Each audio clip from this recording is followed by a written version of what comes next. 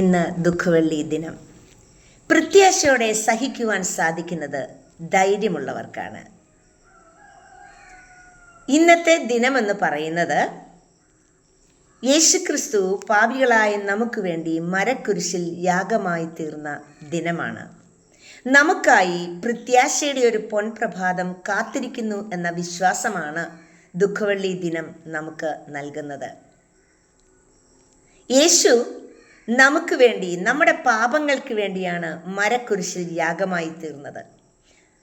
നമുക്ക് വേണ്ടിയാണ് സഹനങ്ങൾ ഏറ്റുവാങ്ങിയത്. ശരിയല്ലേ? നമ്മുടെ രക്ഷയ്ക്കായിട്ടാണ്.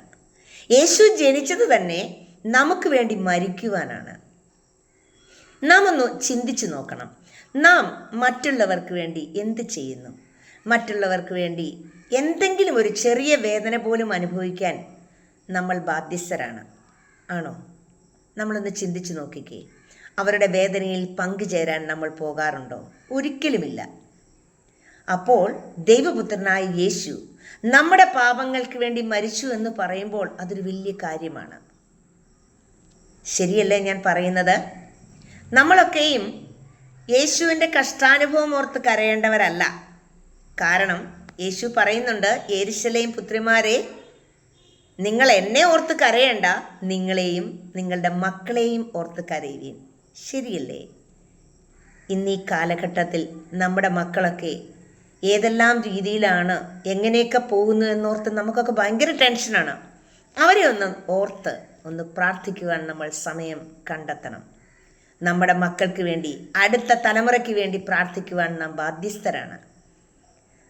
നമ്മുടെയൊക്കെ കുട്ടിക്കാലത്ത് നമ്മുടെ മാതാപിതാക്കൾ നമ്മൾ പുറത്തു പോകുമ്പോൾ നെറ്റിയിൽ കുരിശു വരച്ച് പ്രാർത്ഥിക്കുമായിരുന്നു. ആ കുരിശൊരു സംരക്ഷണമായിരുന്നു. ഇന്ന് അതൊന്നും കാണുന്നില്ല. ഞാൻ ഓർക്കുന്നു, എൻ്റെ അമ്മ പുറത്തേക്ക് പോകുമ്പോൾ, സ്കൂളിൽ പോയാലും കോളേജിൽ പോകുമ്പോഴും ഒക്കെ നെറ്റിയിൽ വന്ന് കുരിശു വരച്ചിട്ട് യേശുവിൻ്റെ രക്തത്താൽ മുദ്രയിടുന്നു എന്ന് പറയും. അപ്പം നമ്മൾ ധൃതിയിലായിരിക്കും ഓടുന്നത്.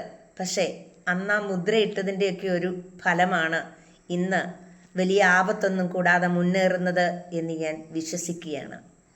അപ്പോൾ ഈ ദുഃഖവെള്ളി ദിനം കുരിശുകളിലും സഹനങ്ങൾക്കുമൊക്കെ ഏറ്റുവാങ്ങി കുരിശിൻ്റെ സംരക്ഷണയിൽ മുന്നേറുവാൻ ദൈവം നമ്മളെ ഇടയാക്കട്ടെ എന്ന് നമുക്ക് പ്രാർത്ഥിക്കാം. അതോടൊപ്പം നമുക്കെയും പലപ്പോഴും ചിന്തിക്കാറുണ്ട്, നമ്മൾ മറ്റുള്ളവരെ സഹായിക്കും, നമ്മളെ മറ്റുള്ളവർ സഹായിക്കും. ആ സഹായങ്ങൾ ചെയ്യുന്നവരോട് നന്ദിയുള്ള ഹൃദയം നമുക്കുണ്ടായിരിക്കണം. ചിലപ്പോൾ നമുക്ക് സാമ്പത്തികമായി സഹായം ചെയ്യുന്നവരാകാം, നമുക്ക് ജോലി ഇല്ലാതിരിക്കുമ്പോൾ നമുക്ക് ജോലി വാങ്ങി തന്നവരാകാം.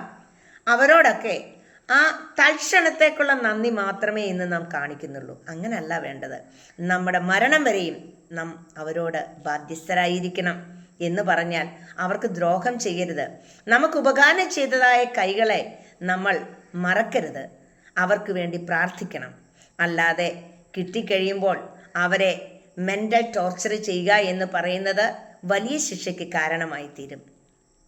കർത്താവ് പറഞ്ഞിരുന്നു, ശത്രുക്കളെ നിന്നെ പോലെ തന്നെ സ്നേഹിക്കുക എന്ന്. നാം ശത്രുക്കളെ സ്നേഹിക്കാൻ പറഞ്ഞാൽ അത് ചിലർ പറയും, അയ്യോ അതൊന്നും നടക്കില്ല എന്ന്. അങ്ങനെയല്ല. നാം അവരെ സ്നേഹിച്ചു നോക്കുക. അപ്പോൾ നാം നമ്മുടെ തലമുറയും അനുഗ്രഹിക്കപ്പെടും. അത് ദൈവത്തിൻ്റെ ഒരു വാഗ്ദാനമാണ്, ശത്രുക്കളെ നിന്നെ പോലെ തന്നെ സ്നേഹിക്കുക എന്നുള്ളത്. യെരൂശലേം പുത്രിമാരെ, നിങ്ങൾ കരയേണ്ട എന്ന് യേശു പറഞ്ഞത് ഞാൻ ഒന്നുകൂടി ആവർത്തിച്ചു പറയുന്നു. നിങ്ങൾ എന്നെ ഓർത്ത് കരയേണ്ട, നിങ്ങളെയും നിങ്ങളുടെ മക്കളെയും ഓർത്ത് കരയുവീൻ എന്ന് പറയുന്നത് ഞാൻ വീണ്ടും ആവർത്തിക്കാൻ കാരണം, നമുക്കെയും ആയിരിക്കുന്ന സ്ഥാനങ്ങളിൽ നമ്മളെക്കുറിച്ച് ഓർത്ത് കരയണം. നമ്മുടെ പാപങ്ങൾക്ക് വേണ്ടി മരിച്ച യേശുവിനോട് നാം പ്രാർത്ഥിക്കണം. എല്ലാ ദിവസവും രാവിലെയും വൈകിട്ടും നമ്മളൊക്കെയും പ്രാർത്ഥിക്കാറുണ്ട്. പോകുന്ന വഴിയിൽ നാം പ്രാർത്ഥിക്കണം. പ്രാർത്ഥനയുടെ ശക്തി മറ്റൊന്നിനുമില്ല. ഈ ദുഃഖവെള്ളി ദിനം കുരിശുകൾ ഏറ്റുവാങ്ങി കുരിശിൻ്റെ സംരക്ഷണയിൽ മുന്നേറുവാൻ ദൈവം നമ്മെ ഓരോരുത്തരെയും അനുവദിക്കട്ടെ എന്ന് പ്രാർത്ഥിക്കുകയും ആശംസിക്കുകയും ചെയ്യുന്നു. നന്ദി.